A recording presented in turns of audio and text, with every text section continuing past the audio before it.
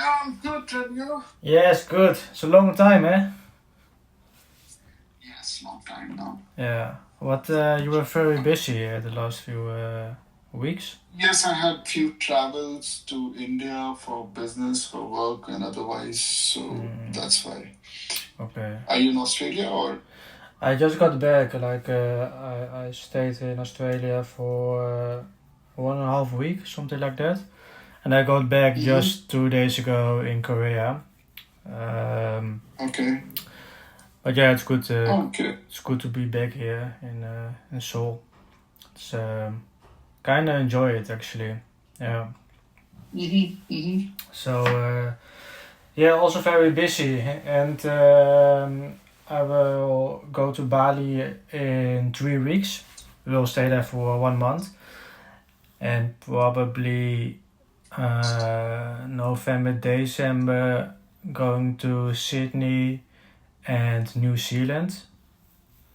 Because yeah, just That's amazing work you have, man. You travel a lot. just to check it out, like I want to see the Hobbit town, of the Lord of the Rings, the movie. Yeah. So I want to check that out, and Okay. no. So what about you? How's business doing? How is give me some updates, man. Business is okay, being busy with few things here, there, and everywhere with the existing ones. Currently working because now that there's a corporate tax, we've got a deadline of ending September. So currently tied up and busy with the corporate tax filing. This is the first filing for all the UAE company. So it's too much of pressure for the current portfolio. We're also getting inquiries from others as well. So right now the focus is there. But yes, few leads here and there from existing clients for setting up of the company. All that is there. Yes. And do you see any growth at the moment in general? Like, of course, we see it's getting worse day by day what's happening, right? In the West, like in the US, in Europe. And I hear it in my own direct environment. Everyone wants to leave as soon as possible. How do you experience this at the moment? No, right now there has been a shift. I mean, I could sense that shift because too much of advertisements and too much of video campaigns from business setup companies, and now the even free zone also aggressively. So free zone. I've seen a government entity advertising for this services, but in here that is happening. The government, the licensing authority advertising and creating campaigns and doing aggressive marketing. So it's competition between the free zones themselves, then the channel partners of the free zones, like this. It's too much of competition there. So we'll have to figure out how to navigate this. Yeah, because I noticed. So, for example, we launched a few campaigns in the Netherlands to see are people looking for setting up a business in Dubai or UAE in general. And it's rather easy because everyone's just in the orientation phase right now. And we tested this a few months ago, and it was a little bit less than it's now. The volume is just spiking. And I think it's also a little bit out of desperation and not feeling secure about the finances and having it in Europe basically. So I think this is a good moment to also aggressively just advertise and attract those clients. So that's one thing.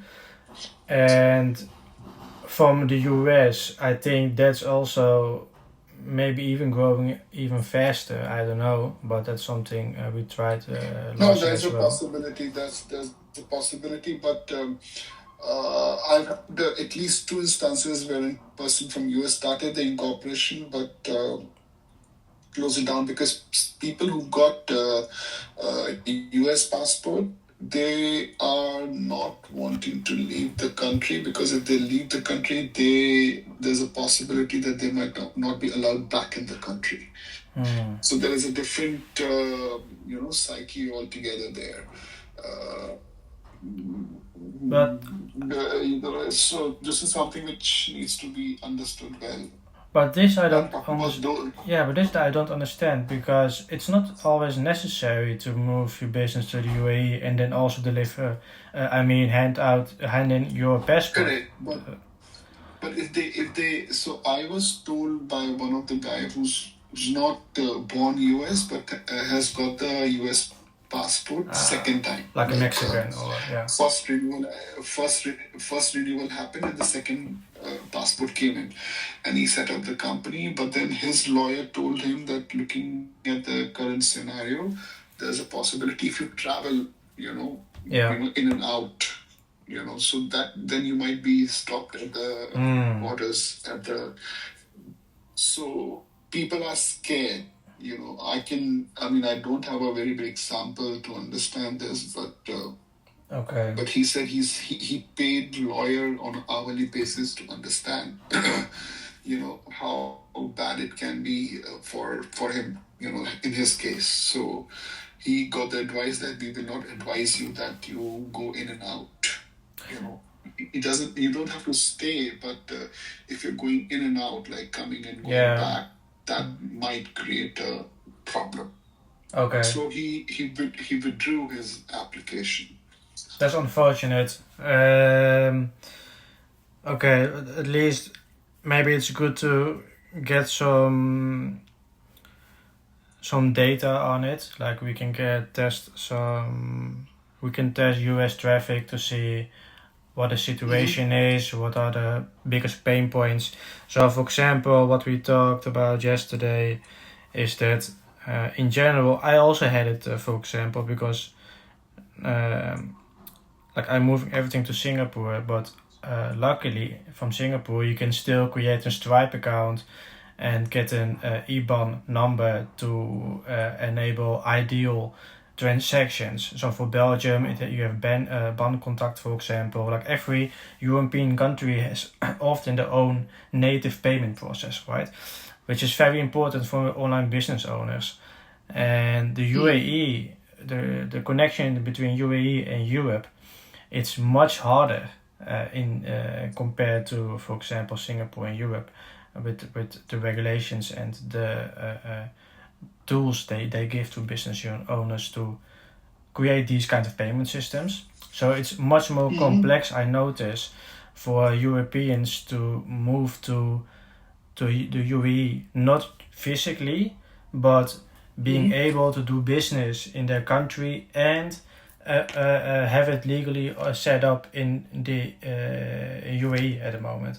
I think this is much more complex than people realize, because setting up is easy. It's more about keeping on the operations going from the native country and being at the UAE. No, but see, it all depends on what is the purpose of setting up in UAE. Now, setting up in UAE, if the purpose is tax saving, which obviously is the case for most of the people, in that case, they will have to be in UAE at least 180 days in the entire 365 days of the year. It can be come and go to get the tax domicile certificate.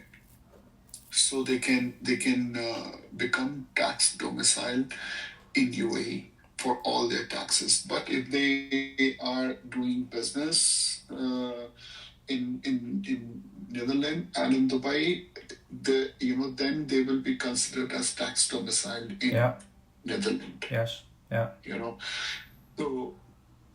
So this is exactly what and again, if they have a residence visa of UAE, then the money doesn't get reported, but they will have to report to the Netherlands tax authority.